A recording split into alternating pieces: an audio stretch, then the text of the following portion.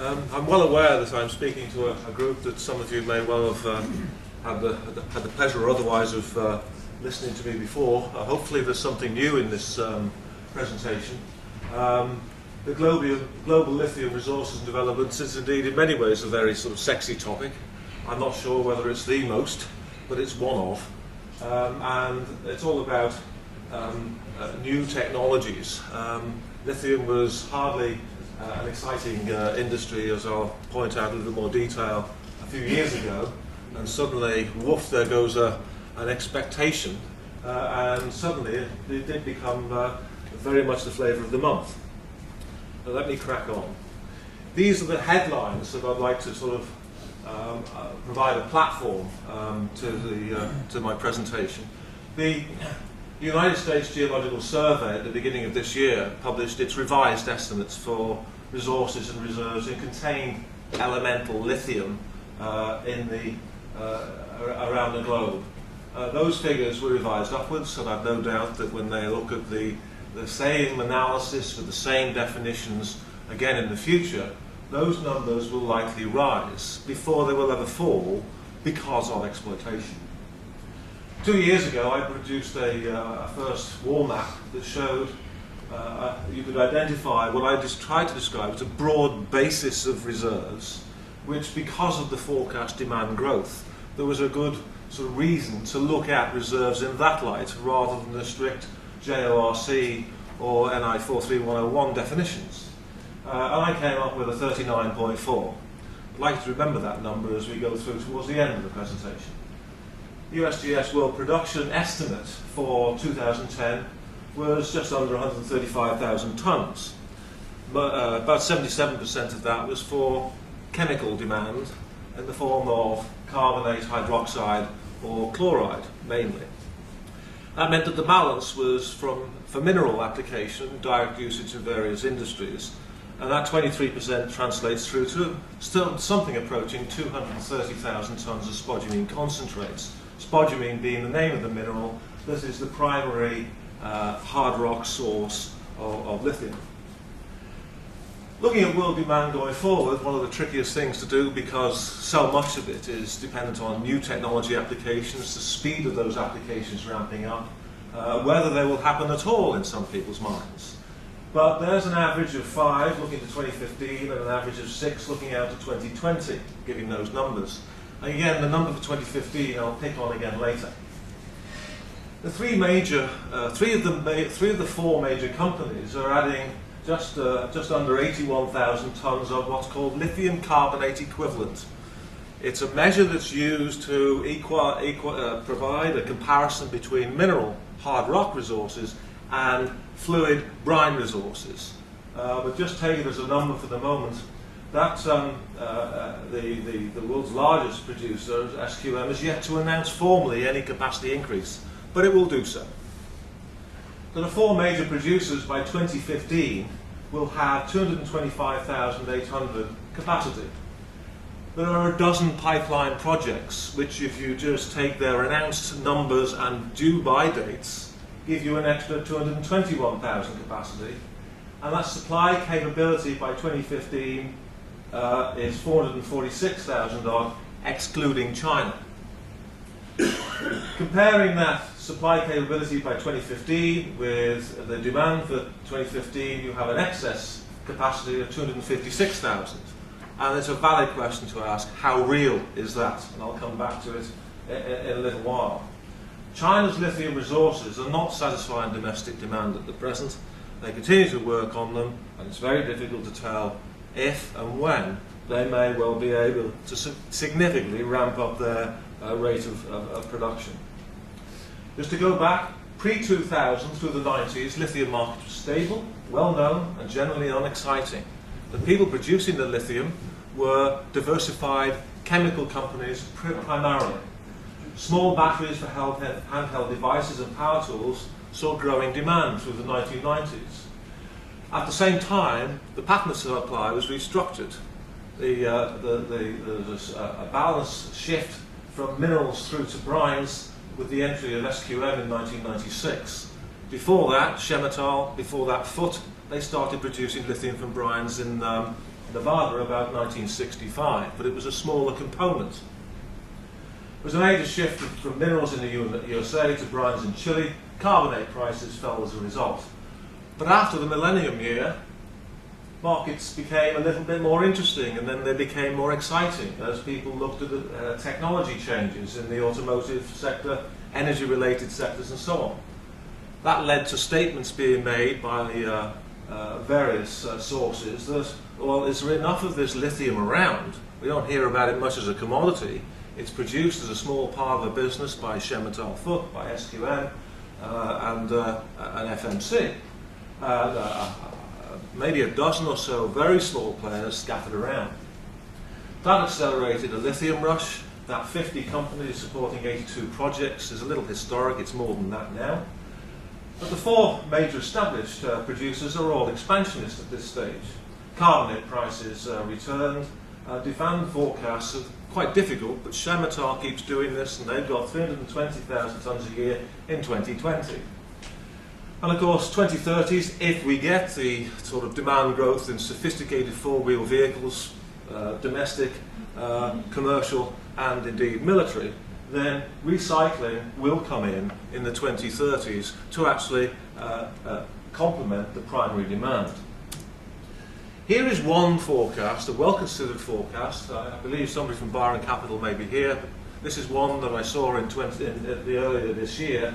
It's a summary of a more detailed chart. At the top side, the long-established uses: grease, aluminium, air conditioning, casting, pharmaceuticals. You can go on and on and on. Then you can see that what those trends are. Glass and ceramics, there's potentially a reasonable growth trend there, because there is a green dimension to using more and more lithium in glass batch melts. The high technology changes are underway. You can see the big differences in growth there for small batteries, and the automotive sector going out. Energy-related uses waiting to happen are as shown there, and there's more and more interest and talk these days about grid storage as we go forward. But there is one scenario, but there are at least 5 or 6 out there that I've seen. I'll just skip through this, but this shows you really where the reserves and resources are, the figures you saw earlier at the bottom, but I want to make sure I get through. Just to remind you that lithium is reasonably rare compared with other elements that it occurs with, particularly in the brines. At 17 parts per million, it's substantially less than sodium, magnesium, or potassium. And seawater is significant to take into account, as we'll see later, with just 0.18 parts per million. This is a geochemical analysis. It's a theoretical one, but it has its relevance. The lithium resource types traditionally have come from 2 types: hard rock. The bold name spodumene, the lithium aluminium silicate, is the predominant hard rock mineral from a rock known as a pegmatite, coarsely crystalline, silica-rich, igneous rock. And in terms of the brines, the continental brines are the ones that are in Chile and Argentina, and also in the far west of China, which are the sources for lithium from brine. High altitude, benefiting from high evaporation rates for concentration. But we're looking at all these other areas now as potential suppliers. Petalite is up there because historically it was a big source from Zimbabwe for the Corning glassworks back in the 80s and 70s. And we have 2 minerals which are yet to be commercialized, but they're very much on the radar for the future. That's the hectorite and gaderite. And in terms of brines, geothermal brines are very much on the radar from California, and the oilfield brines on the radar in Alberta, but swept right through to a lead position from Arkansas earlier this year when Albemarle Corp announced their results of research, which I'll come back to. And you have to put seawater on there as well, because there's something happening on that front too. Just to say, I don't want to carry any of these home, so please take one with you. They're on the desk. It's a wall chart, which on one side is this map, and on the other side is a little potted history on the majors and most of the developing companies. This was produced in June. There are several changes that I would make now because of developments since then, but essentially it gives you a snapshot of the developmental position as of the middle of this year. Here are the four majors showing their capacities 2011, the percentage share that they each had compared with each other, and by 2015 what capacity they have announced that they will achieve. And I use 2015 because that I'm comparing as a year with the market demand forecast. But that 2015, some of these will be achieving those capacity levels before 2015. You'll notice that SQM has not moved, but I spoke to them over a week ago, and they will increase their capacity. But they don't expect to make any announcement in the next for the next year or so, and that's just typically SQM. Talison's Greenbushes plant, nice pretty picture. It's the largest lithium bearing pegmatite that's exploited in the world, with a grade that is yet to be matched from anywhere, 3.8% lithium oxide. And they've just put out, or this way as they told me, that their next stage of investment is to establish a lithium carbonate chemical plant. And at the moment they're undertaking the engineering and location studies, targeting a first stage in 2015 of 20,000 tonnes a year, and a second stage after that to make 40,000 in total. That's massive in this industry's terms. They have yet to take the decision to build, but they are at quite a serious stage whether it will be in Australia or whether it will be in a lower cost manufacturing or building environment would yet to be seen. That's part of the study. Just to remind ourselves that Chile is the #1 source with two of the major operators there. The lady in the foreground works for the Tianqi Chemical Company in China, and they buy their source of lithium is from Talison. They convert spodumene, the largest Chinese converter of spodumene into lithium carbonate in China, but there are several others. I'll come back to that later. And I like to do a Hitchcock as well, because the fellow with the hat is me. And just to show you what lithium chloride looks like at the final phase of concentration by evaporation under the sun and the wind in Atacama, that green stuff, when you put your hand in it with a glove on, is a yellowy, it's an oily fluid. And they pump that out, 6% lithium chloride, into trucks and take it down to Antofagasta, where it's the source material to produce the carbonate, or refined chloride, or hydroxide. The lithium projects that are coming up, there's 9 of them here. These are traditional resource types. The Continental Brines projects are the first part, and I've put Rincon Lithium first. Privately owned. Rincon Lithium basically rescued the project from Admiralty Resources in December 2008. They were one of the first to get into looking at projects in these brines in around about 2002, and brought the project to quite a late stage before Admiralty were forced to sell their most valuable asset in 2008. Since then, Sentient pumped in money and they brought it to initial production start-up, a demonstration plant earlier this year. They state that they've got a resource that will support 50,000 tonnes a year for a couple of decades. The next one to that is Orocobre, again it's an Australian company. They're at a very advanced stage now with that 16.4 starting 2012, followed by Lithium Americas, Lithium One, Rodinia Lithium, and each of those bottom 4 have other projects besides those lead ones, but in Argentina and also in the United States, in case of Rodinia, and Canada. In Lithium One, they have a major operation that's now a joint venture pretty much with Galaxy Resources in Canada. And Lithium Americas also has other properties in Argentina. Below that are the hard rock projects. There are some in the industry that have got no time for additional hard rock projects because of the cost of production, but nevertheless, these are the ones that are coming on. Galaxy started last year, made its 3rd shipment to its plant, its lithium carbonate plant, which is a very advanced stage. I've got a shot of that I'll show you in a moment. Nemaska exploration is hard on the heels of Canada Lithium up in on the shores, not the shores, but close to James Bay in Quebec. Each of these, apart from Reed, as a strategic partner of various offtakes, equity agreements or whatever, mostly with either Korean or Chinese or Japanese companies. The interesting one was the Tianqi Group, the largest Chinese producer of carbonate from spodumene in China, actually having a relationship with Nemaska Exploration, which has, to date, the highest grade pegmatite, spodumene-bearing pegmatite outside of Greenbushes.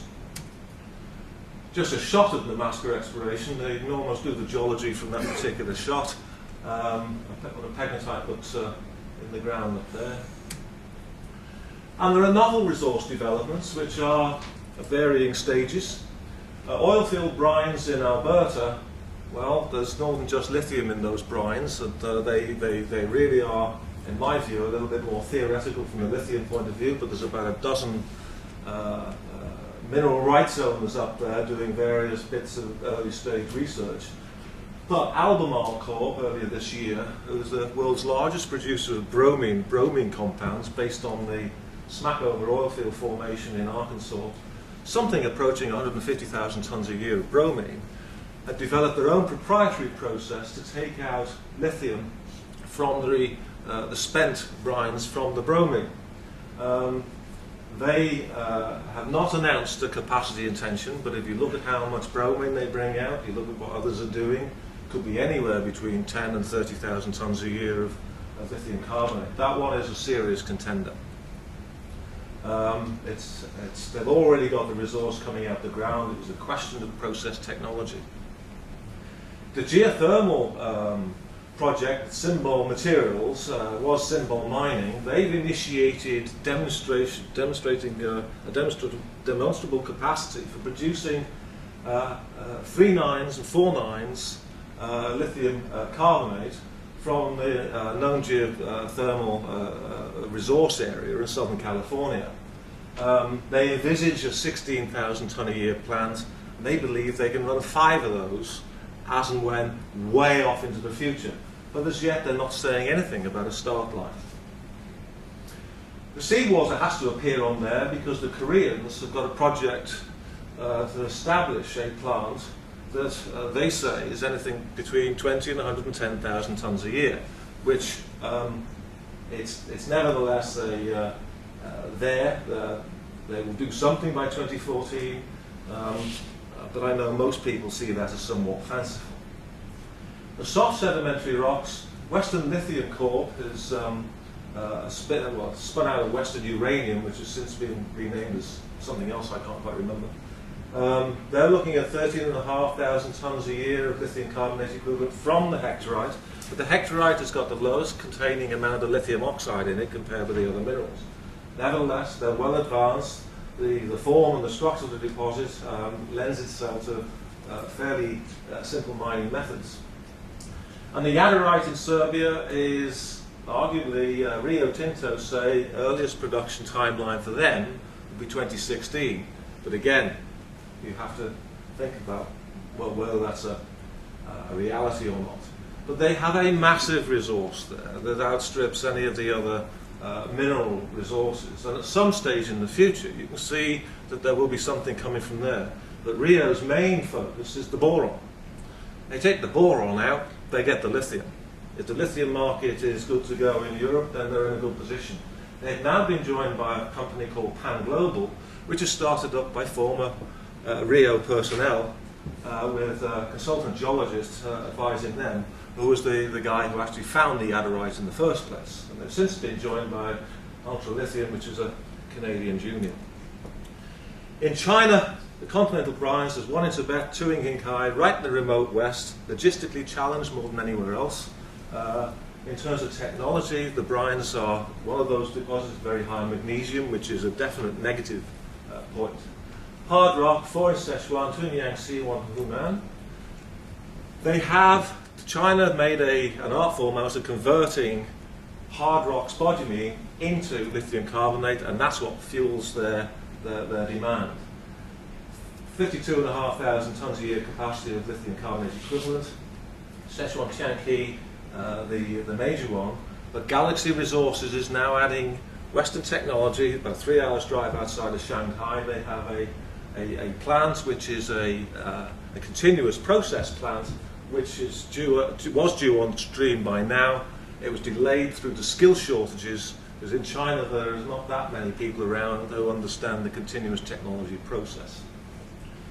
They're externally reliant on spodumene from Australia. They got a bit of a scare earlier in the year when Australians talked about taxes, and the Tianqi people weren't out looking. And indeed, Ganfeng Lithium has now got an arrangement with International Lithium Corp for a part of their project in Argentina, which is further out about 2016. That's a shot of Tianqi's plant. I just thought it was nice to show. Here's Galaxy Resources. These are 2 jet mills at the end of the process, which micronize the carbonate down to about 6 microns. It's a continuous production line. They have a refining section that can get up to 4 nines lithium carbonate. So, I've picked on 256,000 tons of supply-demand gap reality. Well, is that a reality or not by 2015? And I suspect very strongly that it isn't. But that's what you get if you tot up their numbers. But the ramp-up time is variable. The new projects that come in on these brines, each brine deposit is very different to every other deposit. It takes time to fine-tune the process. Rincon Lithium is still doing it, and that's the oldest project that's there. The likelihood is for some project delay, for some undercapacity in the initial phases. Whichever way you look at it, then the likelihood is that there will still be a substantial overcapacity compared with that average 2050 demand scenario.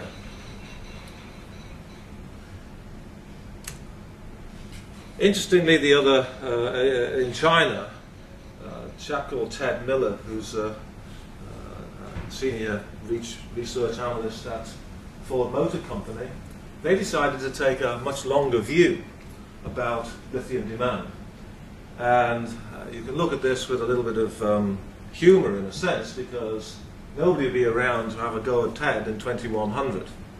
But the purpose of this was to actually give them a little bit of extra comfort about the ability of the industry to support such a major technology shift as and when and if it may happen. They assume that there will be half the lithium lost in the whole process of taking it from mine through to battery. And they came up with a result, and this was a study, as it shows, Ford Motor Company with the University of Michigan. So you have to give it some a serious view. They came out with a need of 40 million tons of elemental lithium, including that 50% wastage, because they could see 20 million being required.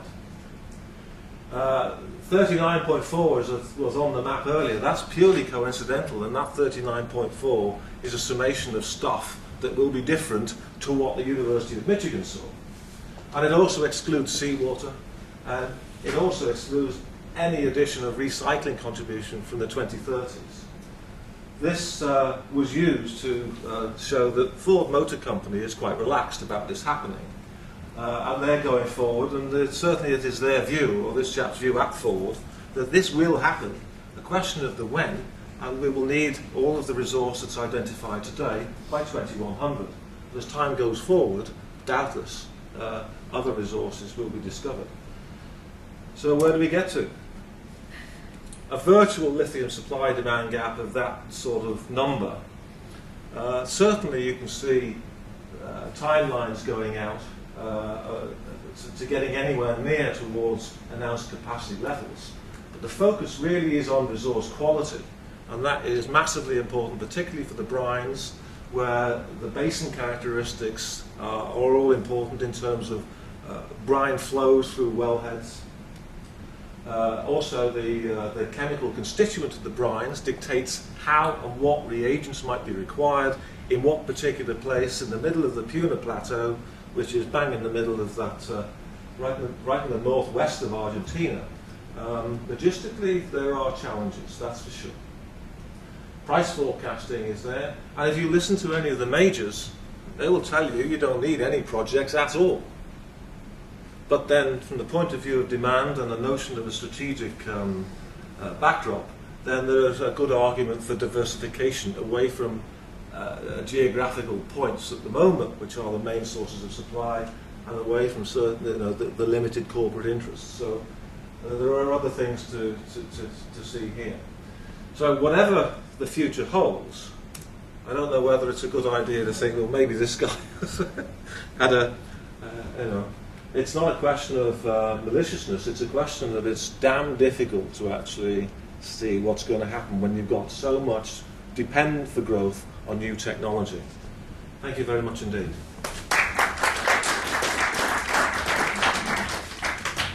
Thank you very much, Gerry. Are there any questions from the floor?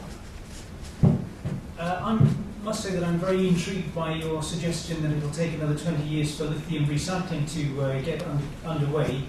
I've certainly had cause to throw away lithium-ion batteries from laptops that have malfunctioned. That's going to happen more and more with iPads and so on and so forth. There's going to be a large tonnage of lithium available in those batteries that are going to be thrown away. Is there a likelihood that that recycling technology will come much, much quicker? The people that I've talked to and listened to are actually talking about more major tonnage of recycling as a result of the use of lithium in batteries for going forward from e-bikes through to the larger volume requirements with the four-wheel vehicles. That's what they're thinking of more than the smaller batteries from the smaller units, but nevertheless that's definitely a contribution.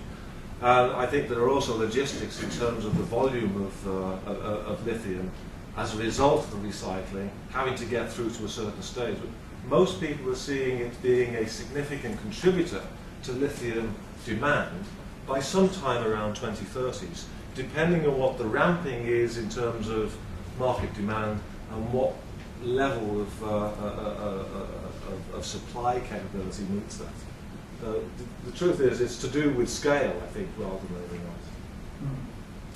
I'd be very interested to see some more figures on that. I think it's a subject in itself, to be quite frank. Absolutely, yeah. Any other questions from the floor? Yes, please. Is the real source of demand going to be primarily in response to your last answer, the automotive sector, or are we going to see new technologies coming from other sectors which will help drive demand forward? And we've been talking about laptops, what I would describe as mobile communication devices. Again, so far as what I've heard and see, I think that that's right. There's more and more talk about grid storage in the future, static storage, than there was certainly 2 years ago. There is talk about the nuclear demand coming through, although people are saying with the Japanese earthquake and what happened, and with Germany taking a unilateral view on nuclear, that will likely be less so. I'm not really qualified to say whether it will or will not, but it seems to be a very, very possible use for lithium going forward in the 10 to 30 year time frame. Sorry, could you explain how the nuclear industry has applications for lithium? I'm completely lost. Well, as far as I understand that, lithium is a natural neutron absorber. So it's used in that sense to actually absorb radiation. That's as much as I am aware about it. And I'm no nuclear scientist, so I wouldn't want to tread any further in that way. But certainly there are some forecasts that see that application coming in, as well as in solar energy. So it depends on the uptake for that. And certainly it's not just the automotive sector. That's really what's been driving the volume scenarios in the future. And grid storage, are you talking about essentially making an enormous battery that soaks up excess electricity and then it releases it when it's required? Again, the answer to that is I don't know. But if you look at some of the Japanese initiatives and some of the, I think, South Africans, along with the Chinese, instead of having massive nuclear power plants, they're looking at much smaller units, and indeed down to the level of having a block of flats powered by its own nuclear generator. What could go wrong? Oh, well, I would ask the same question, but then I would allow myself to listen to the answer from those who are actually able to give it. But certainly, a massive generator that I think was criticised in terms of technology or upkeep or maintenance or whatever on an earthquake zone in Japan, arguably and in wonderful hindsight, was something waiting to happen perhaps. And that scenario is one reason why Chile would never have put in a nuclear power plant, and yet it is also sitting on a nuclear area.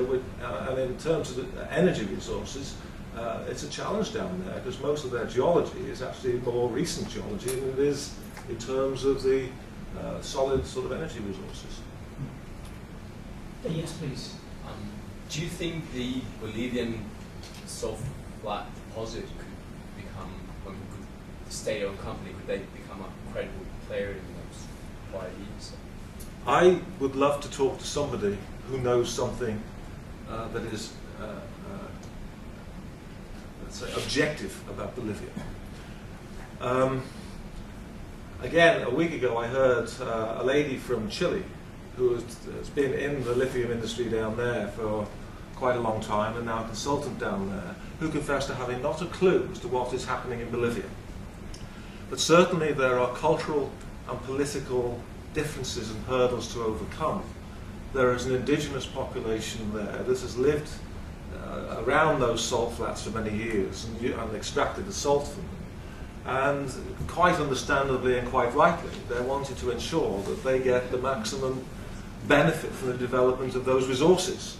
But because of the cultural and political differences and because of a lack of trust, that is inhibiting, let's say, any real progress on there so far as anybody I talk to is concerned, despite the Koreans, the French, Americans before that. FMC tried to start a plant in Bolivia before they went down to Argentina to their Salar de Hombre Muerto plant in the 1990s. So it's a continuing and running issue. But in that analysis from Ford Motor Company, the Bolivian deposits are required through to 2100. The question is as to when and how that trust angle can be overcome.